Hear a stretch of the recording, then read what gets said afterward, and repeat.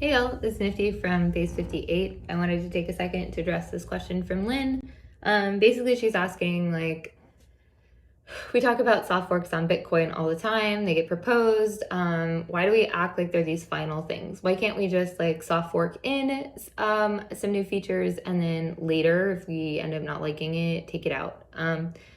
This works on some things, maybe, but there's one specific place that it definitely doesn't work, and that's around Bitcoin opcodes. So let's take an example. Let's say that we've got a new opcode called op do not use, and it gets forked in, and it's only going to be valid for 1,000 blocks. Well, what's the problem with that? Why can't we just have an opcode that's valid for 1,000 blocks? The problem is that when you have an opcode, these are basically what you use to lock up your Bitcoin. So you're going to write a Bitcoin script, you're going to put this opcode do not use in it, and then you're going to put that into the Bitcoin chain. You'd be like, okay, that's fine.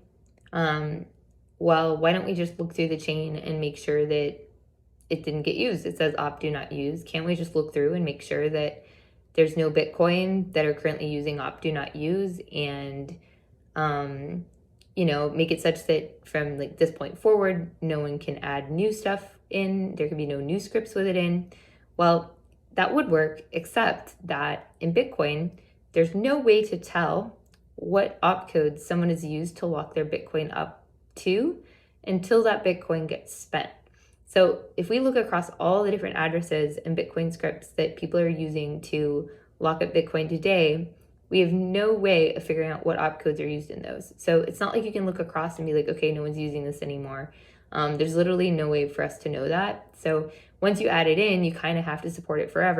If you did remove it and there was an opcode and Bitcoin no longer knows what to do with it, kind of up in a bad spot where I could lock up Bitcoin today using an opcode called opcode do not spend, and then it gets removed from the protocol in 3 years.